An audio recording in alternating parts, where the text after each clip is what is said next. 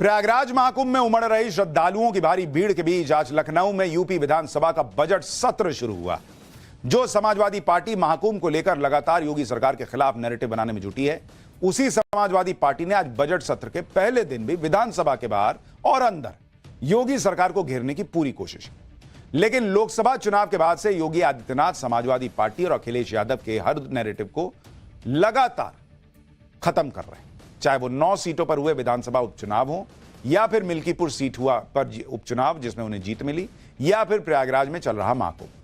आज यूपी विधानसभा के बजट सत्र के पहले दिन भी समाजवादी पार्टी ने सीएम योगी को घेरने की कोशिश की, जिसके लिए समाजवादी पार्टी ने उर्दू को हथियार बनाया।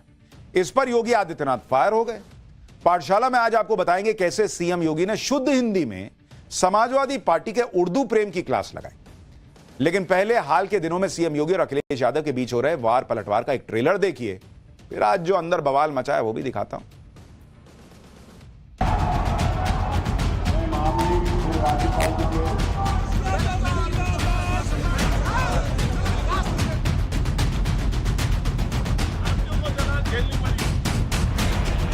उर्दू क्यों नहीं करते? उर्दू भी तो भाषा है। उर्दू को नहीं करेंगे, अंग्रेजी करेंगे। उर्दू पढ़ाओ इसको, यानी उसको मौलवी बनाना चाहते हैं, कठपुल्ला पर की ओर देश को ले जाना चाहते हैं।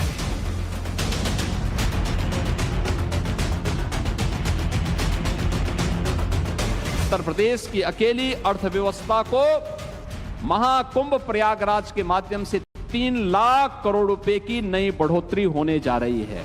धार्मिक आयोजन मुनाफा के लिए नहीं होते हैं। हमारे मुख्यमंत्री क्या कह रहे हैं कि 2 लाख करोड़ का व्यापार होगा। प्रदेश क्या दे देगा नया? और जब प्रदेश की सरकार सब पैसा कुंभ में लगा देगी, जब सब पैसा कुंभ में लगा देंगे तो फिर किसान के लिए क्या होगा? कुंभ में ही नहीं किए हैं, प्रयागराज सिटी के रिनोवेशन में भी खर्च किए हैं। कुंभ के आयोजन में कुल 1500 करोड़ रुपए खर्च हुए हैं।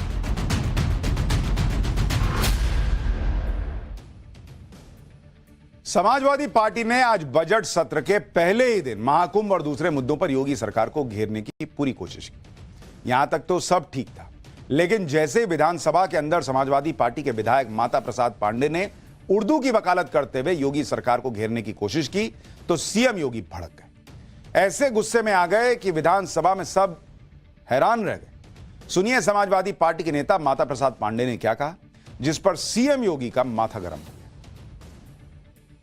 आप अंग्रेजी ला करके हिंदी को कमजोर करने का प्रयास हो रहा है, ये नहीं होना चाहिए। हिंदी को हटाने के लिए हम लोगों ने यातनाएं झेली हैं। दिल्ली तिहाड़ जेल में बंद रहे हैं, लखनऊ जेल में बंद रहे हैं, गोरखपुर के जेल में बंद रहे इस आंदोलन, इसलिए कि ये हिंदी अंग्रेजी यहाँ माध्यम न बने। और इसमें कितने लोग हैं, अगर अंग्रेजी करें तो उर्दू भी कर दीजिए। उर्दू क्यों नहीं करते? उर्दू भी तो भाषा है। उर्दू को नहीं करेंगे, अंग्रेजी करेंगे। हर अच्छे कार्य का विरोध करेंगे। हर अच्छा कार्य जो प्रदेश के हित में है, देश के हित में है, आप उसका विरोध करेंगे। और मुझे लगता है इस प्रकार के विरोध की निंदा होनी चाहिए और हम इसका समर्थन करते हैं जो उत्तर प्रदेश के बोलियों को सम्मान मिल रहा है। मैं आपका धन्यवाद करूंगा, विधानसभा सचिवालय को इस बात के लिए धन्यवाद दूंगा।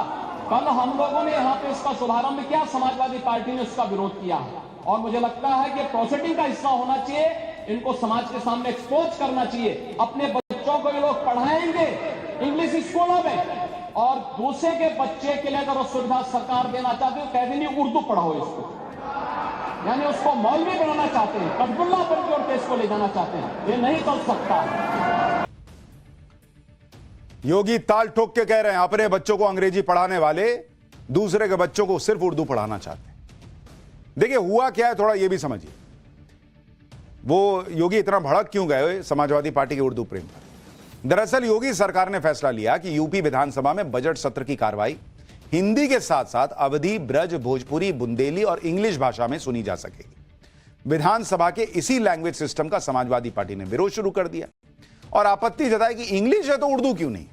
इंग्लिश का विरोध करने के साथ ही माता प्रसाद पांडे ने उर्दू भाषा के इस्तेमाल की जोरदार वकालत की, जिसने सीएम योगी को गुस्सा दिला दिया। लेकिन समाजवादी पार्टी जिस तरह से सीएम योगी को टारगेट कर रही है, वो विरोध विधानसभा के अंदर लगे लैंग्वेज सिस्टम तक ही सीमित नहीं है। महाकुंभ पर भी अखिलेश यादव और समाजवादी पार्टी लगातार सवाल उठा रहे हैं। कभी महाकुंभ की व्यवस्था पर सवाल उठते हैं, कभी सड़कों और रेलवे स्टेशन पर उमड़ रही श्रद्धालुओं की भारी भीड़।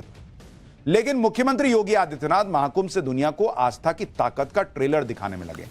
सीएम योगी का कहना है कि प्रयागराज, काशी और अयोध्या में उमड़ रही श्रद्धालुओं की भीड़ ने दिखा दिया कि कैसे लोगों को रोजगार मिल रहे हैं, कमाई कई गुना हो गई। लेकिन अखिलेश यादव की सुई अब भी महाकुंभ के बजट पर अटकी है। आज अखिलेश यादव ने कह दिया कि अगर सारा पैसा कुंभ में लगा देंगे तो देश खुशहाल कैसे होगा। एक बार सीएम योगी और अखिलेश को सुनिए, फिर आगे की बात बताता हूं।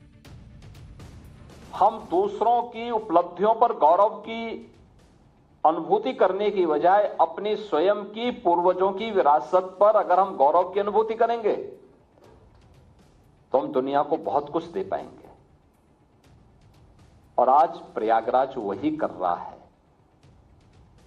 प्रयागराज ने बताया है कि हमारे पास क्या स्केल है, क्या पोटेंशियल है। यह महाकुंभ प्रयागराज बता रहा है, काशी बता रही है, अयोध्या बता रहा है। कितने लोगों को रोजगार मिल रहा है, कितने लोगों की आमदनी को कई गुना बढ़ाने में मदद मिली है। कितना बृहद आयोजन बनकर के पूरा आयोजन आज देश और दुनिया को अपनी ओर आकर्षित कर रहा है। और जब प्रदेश की सरकार सब पैसा कुंभ में लगा देगी, जब सब पैसा कुंभ में लगा देंगे तो फिर किसान के लिए क्या होगा। सबसे अर्थव्यवस्था को मजबूत करने के लिए हमारी खेती, किसान और उससे संबंधित अगर योजनाएं बनेंगी और उनकी मदद होगी तो हमारा देश भी खुशहाल होगा। अखिलेश यादव महाकुंभ के बजट पर सवाल उठा रहे हैं तो उनके चाचा शिवपाल यादव ने तो महाकुंभ को योगी सरकार का पीआर इवेंट बता दिया और सरकार से इस्तीफे की मांग कर दी। वहीं इंडी गठबंधन में शामिल तृणमूल कांग्रेस की मुखिया और पश्चिम बंगाल की सीएम ममता बनर्जी तो एक कदम और आगे बढ़ गई। ममता बनर्जी ने तो महाकुंभ को मृत्यु कुंभ नाम दे दिया और इंडी गठबंधन में शामिल आरजेडी के प्रमुख लालू यादव को महाकुंभ फालतू तो लग ही रहा है, वो पहले भी बोल चुके हैं। महाकुंभ पर इंडी गठबंधन के नेताओं के अजब गजब बयान भी सुनिए एक बार। उनकी अभी तक सूची जारी नहीं कर पाए कितने मरे हैं और न उनको कोई आर्थिक मदद करी है। तो ये तो झूठ बोलते हैं, केवल झूठ। और सरकारी धन का दुरुपयोग जो हुआ है पूरी तरह से इन्होंने अपनी पीआर बढ़ाने के लिए धन का दुरुपयोग किया है। মহাকুম্ভ আমি নাইবা বললাম, ওটা এখন মৃত্যু কুম্ভ হয়ে গেছে। মৃত্যু কূপের মতো আমি মহাকুম্ভকে সম্মান করি, আমি শ্রদ্ধা জানাই। सब कुंभ का क्या कोई मतलब है, फालतू है कुंभ। इंडी गठबंधन के नेता महाकुंभ पर उल्टे सीधे बयान दे रहे हैं और अखिलेश यादव सीएम योगी से इसलिए चिढ़े बैठे हैं क्योंकि सीएम योगी महाकुंभ से यूपी को हो रहे जबरदस्त फायदे के बारे में बता रहे हैं। योगी ने बताया कि कैसे आस्था का सम्मान देने पर इकोनॉमी को मजबूत किया जा सकता है। सीएम योगी के मुताबिक महाकुंभ की तैयारियों और प्रयागराज में इंफ्रास्ट्रक्चर पर करीब 7500 करोड़ रुपए का खर्च हुआ, जबकि कुंभ मेले के लिए 1500 करोड़ का बजट था। और अगर महाकुंभ में आने वाले श्रद्धालुओं की संख्या 60 करोड़ तक पहुंचती है तो यूपी की जीडीपी में 3 से 3.25 लाख करोड़ रुपए की अतिरिक्त बढ़ोतरी होगी। इसके लिए सीएम योगी ने महाकुंभ में शिवालय पार्क का उदाहरण दिया और बताया कि शिवालय पार्क की लागत करीब 14 करोड़ थी। शुरुआत के 21 दिनों में ही इसे तैयार करने वाली संस्था ने 14 करोड़ का मुनाफा भी कमा लिया। आगे सीएम योगी ने बताया कि यह पार्क 10 जनवरी को तैयार हुआ। 10 से 31 जनवरी के बीच इस पार्क को बनाने वाली संस्था अपनी लागत के 14 करोड़ रुपए के अलावा 28 करोड़ का मुनाफा कमाकर आधी रकम नगर निगम को दे चुकी। सुनिए महाकुंभ से यूपी की इकोनॉमी को मिल रहे बूस्ट पर योगी क्या कह रहे हैं, फिर अखिलेश यादव इस गणित पर क्या बोल रहे हैं वो बताऊंगा और जो लाइव एग्जाम्पल हैं जिनकी जिंदगी महाकुंभ में कमाई से बदल गई उनसे भी मिलवाऊंगा।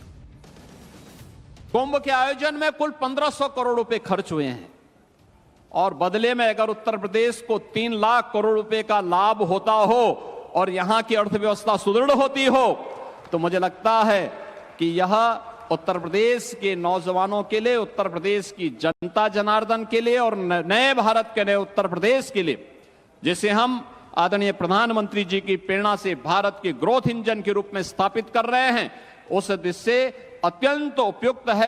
धार्मिक आयोजन मुनाफा के लिए नहीं होते हैं। हमारे मुख्यमंत्री क्या कह रहे हैं कि 2 लाख करोड़ का व्यापार होगा और व्यापारी वहां मर रहा है।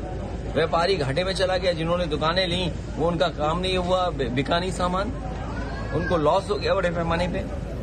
तो कुंभ इन्होंने अपने आप को चमकाने के लिए किया।